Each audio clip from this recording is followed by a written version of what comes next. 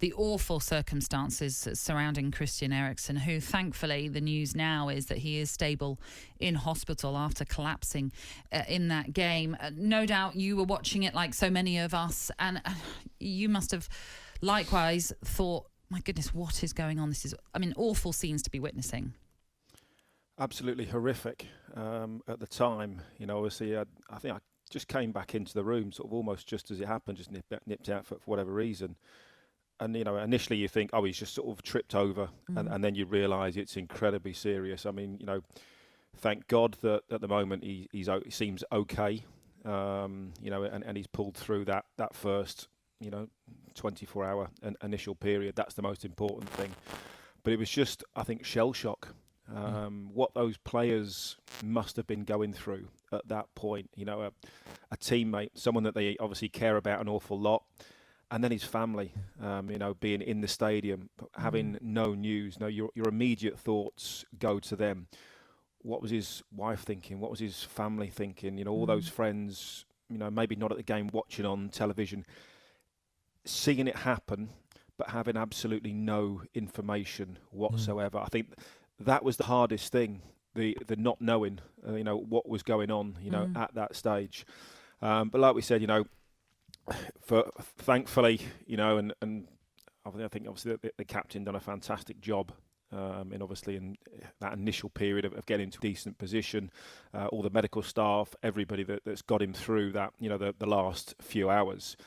And at the moment, you just, thank the Lord that, and it sounds awful, thank the Lord that he's still alive at the moment, because at one point, it really looked like it was going to be the most horrific situation, I think, that I've ever seen, in sport. But yeah, still, I think a long way to go. And obviously, I'm sure more will come out about why and what happened and everything else, in the future. But at the moment, just thank God he's he seems to be okay. And Danny, Natalie asked me earlier in the show about, being a player and seeing situations. I said, well, look, I'd never experienced anything even close to this. I said, you are conscious as a footballer that you go on the pitch and you see severe injuries and someone might not play again or be, you've witnessed that, which is, bad enough in itself. But even us, we're in the unknown because you just don't experience that. I know very few players that have been in that situation. No, and that's the thing, isn't it? We've all seen, bad injuries. We've seen sort of players knocked out and all those types of things. But to see somebody fighting for their life on a football pitch, how those players, and all credit to both sets of players actually, but all credit to the Danish players that came back out afterwards and somehow managed to just get through that game.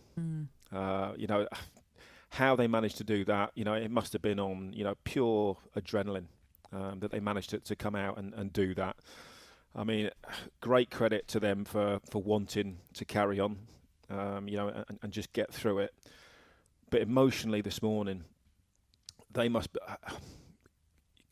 you just can't imagine. Yeah, you just can't imagine what they're going through. They must have been on the phones all night long. Is he okay? What's going on? Is there any news? What's happening? Wake up this morning, and probably last night was a little bit surreal for them. Sort of almost, did that really happen?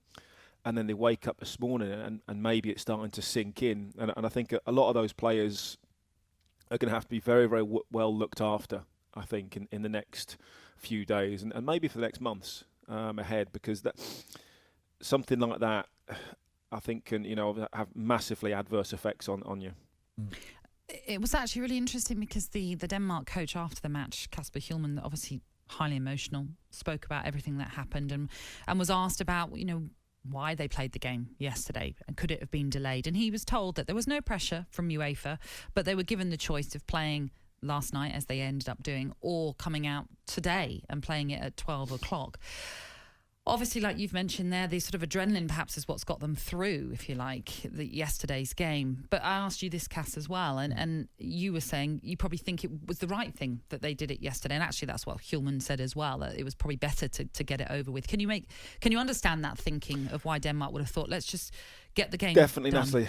Definitely. I think, like I said, coming out today, when last night they probably played in shock and they just got through it. you know, in that situation. And also there was I suppose, well, you have to say it was good news that he was up, he was awake, he was talking, obviously, before the game went ahead. And the players, I'm sure, would have been made fully aware of that. So they'd have been in, not high spirits, but better spirits than previous to that. If you come out today, you know, after going through sleepless night, you know, the constant worry, thinking about your own family and everything else, it would have been even harder, I think, you know, to play today. It's almost like one of those things, just get through it, you know. And they'd have been pretty much on autopilot. It was it wouldn't have mattered if they'd have lost 7-0 or won 7-0. It was almost irrelevant. You know, they just went out there, they went into autopilot, they got the job done, and now obviously they're going to have to be managed very, very carefully going forwards. But of course, the only sort of the hope and the shining light that, you know, at the moment, you know, Christian Eriksen is doing okay. Yeah. And I think, you know, that's what it is. He's not, clearly he's still it's still very, very worrying times, but, you know, as it stands, he's okay. And that's all everybody can go off.